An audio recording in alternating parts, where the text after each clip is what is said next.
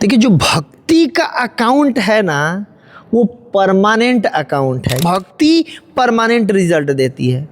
भगवान गीता में 2.40 में कह रहे हैं, नेहा भीक्रम नासो अस्ति प्रत्यवायो न विद्यते स्व अल्पमपि यस्य धर्म से त्रायते महतो भया, कि न यह विक्रम नासो अस्ति। कोई भक्ति में अगर थोड़ा भी अगर प्रगति कर लेता है ना, तो जन्म जन्मांतर तक वो हमारे स्थायी खाते में रहती। इवन हम भूल जाएंगे कि हमने भक्ति किया है, बट कृष्ण नहीं भूलते हैं। देखिए, अजामिल ने जवानी में भक्ति किया था, भगवान उसको बुढ़ापा में अपने स्मरण कराए कि नहीं? कृष्ण नहीं भूलते हैं। अगर आप लोग आज बैठ करके कथा सुन रहे हैं, भगवान का नाम सुन रहे हैं, कृष्ण इसको याद इटर्नली रखेंगे कि ओ, ये जीवात्मा मेरा कथा सुना था। तो भगवान याद रखते हैं। थोड़ा भी अगर प्रगति कर लेते हैं, त्रायते महतो भयात, महान से महान भय से, मतलब जन्म मृत्यु के चक्र से रक्षा हो जाती है। इसीलिए साथ में भक्ति को जोड़ लेना चाहिए। कुछ भी, देखिए, दो प्रकार के हमारे कर्तव्य हैं, नैमित्तिक धर्म और सनातन धर्म। नैमित्तिक धर्म मीन्स शरीर से संबंधित जो हमारे धर्म है, और सनातन धर्म मतलब जो हमारे आत्मा से संबंधित हमारा धर्म है। तो नैमित्तिक धर्म हर व्यक्ति के लिए अलग अलग हो सकता है। जैसे जो आपका धर्म, जो नहीं कि मेरा धर्म है। जैसे आप स्टूडेंट हैं, आपको पढ़ाई का धर्म है, मैं ब्रह्मचारी हूँ, मेरे को समाज का सेवा, गुरु का सेवा का कर्तव्य है। कोई माता जी हैं, उनका पति के प्रति, बच्चों के प्रति कर्तव्य है। कोई अगर पति जी हैं तो उनका ऑफिस के प्रति, सोसाइटी के प्रति, पत्नी के प्रति।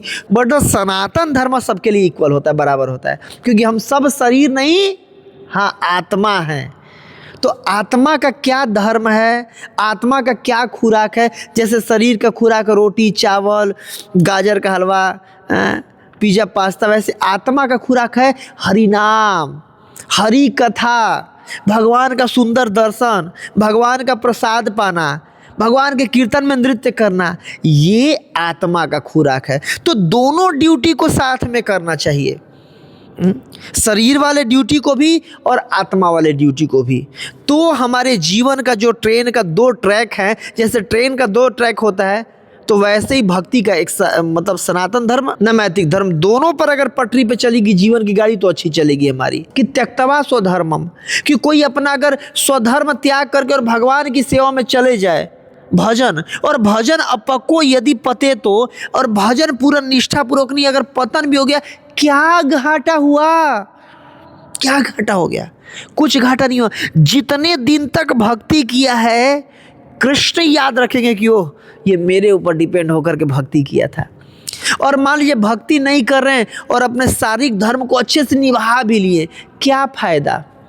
भगवान गीता में कह रहे हैं ना, मृत्यु सर्वहरश्च अहम, सब कुछ जीरो कर देते हैं भगवान, तो कुछ भी फायदा नहीं हुआ।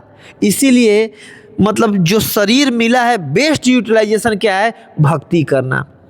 यही हमारा जन्म जन्मांतर तक भक्ति, भगवान का कितना नाम लिए हैं, कितना कथा सुने हैं, कितना दर्शन किए, यही काम आएगा। बट भगवान का नाम, भगवान का भक्ति, भगवान का दर्शन, भगवान का प्रसाद, ये परमानेंट हमारा संपत्ति है, बाकी सब कुछ छूट जाना है। इसीलिए मनुष्य जीवन का बेस्ट यूटिलाइजेशन क्या है? भक्ति करना, और जो जन्म मृत्यु के चक्र से निकलना। नहीं तो बहु संभवान्ते लब्ध्वा सुदुर्लभम, मनुष्य का जन्म 84 लाख योनियों के बाद मिलता है। तो एकमात्र लक्ष्य होना चाहिए कि इस प्रकार जीवन जीऊं कि अंतः नारायण स्मृति होना चाहिए, मरते समय भगवान का स्मरण हो और भगवत धाम जाए जन्म मृत्यु के चक्र से निकल करके, ये लक्ष्य होना चाहिए।